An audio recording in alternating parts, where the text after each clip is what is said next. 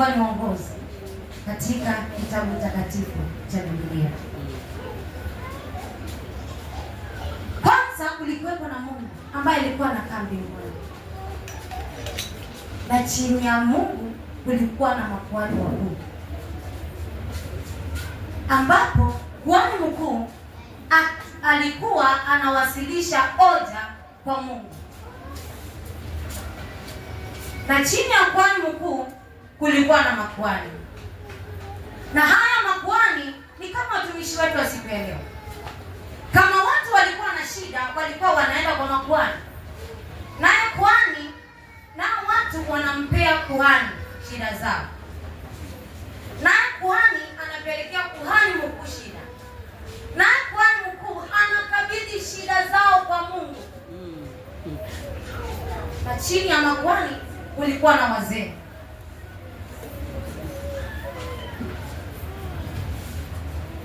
Enzi hizo wazee walikuwa na nguvu, na leo wana nguvu.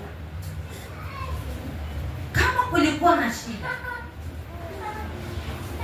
hao wazee walikuwa wanapea makuhani shida zao, naye makuhani walikuwa wanapeana shida kwa kuhani mkuu, naye kuhani mkuu alikuwa anapeana shida zao kwa Mungu ambaye ako mbinguni.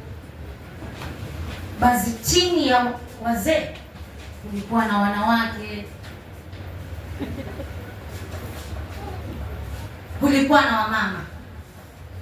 Enzi hizo wamama hawakuwa na sauti, walikuwa kama na jambo la kueleza kanisani, wamwambie mume wake.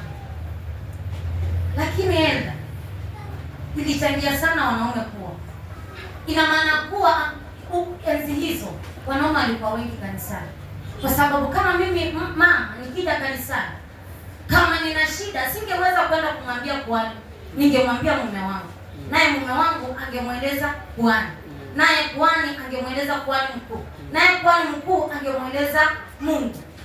Kwa hivyo haya yalikuwa yanafanyika. Mama hakuwa na sauti, alikuwa anaketi pale chini akijihurumia. Ndiposa kukiwa na jambo anamweleza mume wake, naye mume wake awaeleze makuhani, naye makuhani waeleze makuhani wakuu, naye makuhani wakuu wamwelezee Mungu.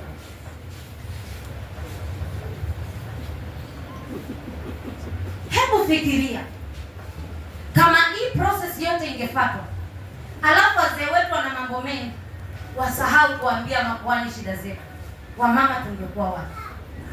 Hebu fikiria kama kwamba mama ako na bani nyishu na amemwambia mzee, na mzee akasahau kumwambia kuhani.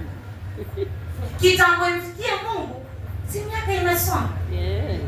Ina maana kuwa enzi hizo wamama waliteseka sana, waliteseka kwa mioyo yao, kwa sababu hawana mtetezi, kwa maana hawakuwa na nafasi katika jamii. Ndiposa kukatokea mama moja ambaye alikuwa ni mama jasiri, kwa jina alikuwa anaitwa Debora. Mama Debora aliinuka wakati ule Israeli walikuwa wanapigwa vita, na kwa sababu wamama walikuwa pale na hawakuwa na sauti, Debora akainuka kama sauti yao. Amen. Hapa ndipo Debora alikuwa anaketi chini ya mti wa mwaloni kusubiri watu. Ni kushangaza pia wababa walikuja kwa Debora, kwa maana kulionekana mwanamke jasiri, alikuwa na uwezo wa kusimama na kuongea na Mungu. Amen. Hapo ndipo Jaeli naye akainuka kama mama. Sisera mfalme alipoenda kwa Jaeli kujificha, akamwambia Jaeli, Jaeli nisaidie na maji. Jaeli akamwambia, sitakupa maji tu, hata maziwa nitakupa.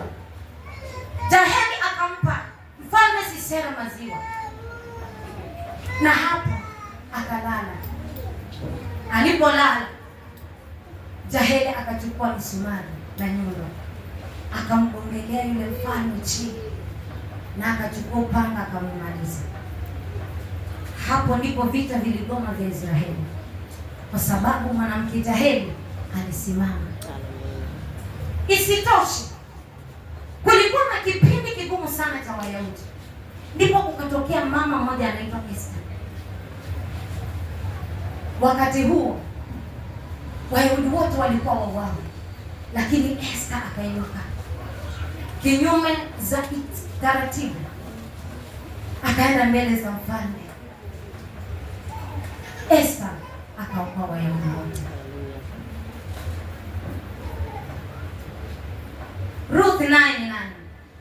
Ijapokuwa mume wake alikufa na mambo ilionekana kana kwamba hakuna, akajishikamanisha na Naomi,